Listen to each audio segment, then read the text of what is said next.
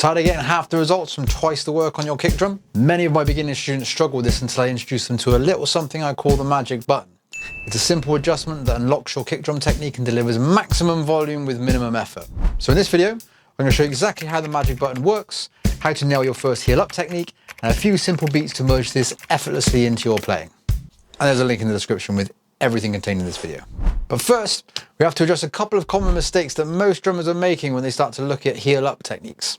If you don't fix these first, even magic won't save you. Mistake number one, the two-legged chair. Watch what happens when I lift my leg to move the pedal. See how I have to lean back just to stay balanced? When you're sitting at the kit, your two legs and your ass are like a three-legged chair. If you lift your foot, you've taken away one of the legs of that chair, leaving you with two choices. Counterbalance by leaning back, or face plant the floor tom. Mistake number two, the temper tantrum. You realise the kick drum sounds a bit weak, so you figure more force, more volume, more better, right? So you start stomping like a toddler having a tantrum, which creates a new problem. You've got some additional power with a lot more effort, but it's exhausting. Even worse, when combined with the two-legged chair, beginners will often raise their foot off the pedal before shooting back down. Much like a toddler's tantrum, moving through that space before actually moving the pedal is a waste of energy. If either of these look familiar, don't worry, loads of drummers run into these at first. The good news, they're easy to fix. First, stop lifting your leg. Try a quick test. Place your finger right here at the top of your thigh. Now lift your leg. Feel that muscle tighten? We don't want that. Instead, gently push up from the ball of your foot. Notice how the muscle stays relaxed? That's the feeling you want. No more leaning back, no more balance issues. Second, quit stomping. Let the natural weight of your leg do the work. Imagine simply dropping something heavy. Push, release, and let gravity do the rest.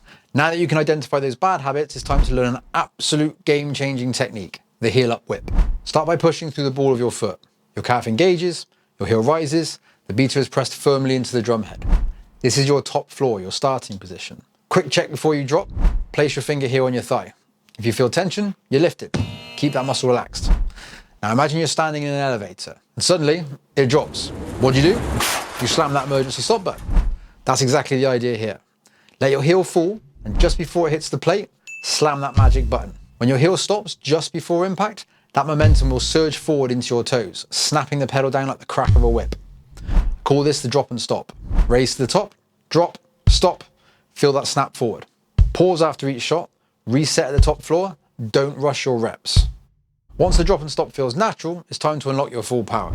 Instead of starting at the top floor, begin at the ground floor with your heel resting gently on that magic button. Quick note, if you're using an electronic kit, differences in volume might be subtle. Remove your headphones so you can hear that impact. From the ground floor, push upwards. As soon as your heel reaches the top floor, change direction. Heel drops, magic button, foot snaps forward. Elevator rises, cable snaps, kick drum explodes.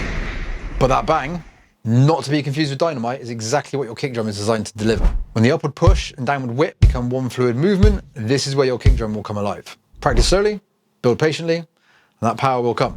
So, after some practice, you've nailed the heel up whip. Congratulations. But on its own, it's a bit dull. We need some hands on top. And herein lies a new challenge. Adding your hands can completely throw off your foot technique. It's like juggling. Throwing one stick, easy. Add a second, manageable. But throwing a third and suddenly everything around you is in danger. And this is exactly where most drummers stumble without even realizing it. So let's fix that right now. For all these exercises, your hands stay consistent.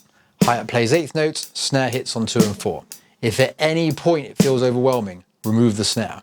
Practice just the hi-hat and kick until comfortable, then add the snare back in. If you want a free PDF with these beats written out, check the link in the description. Start simple. Kick drum hits every quarter note. 1, 2, 3, 4.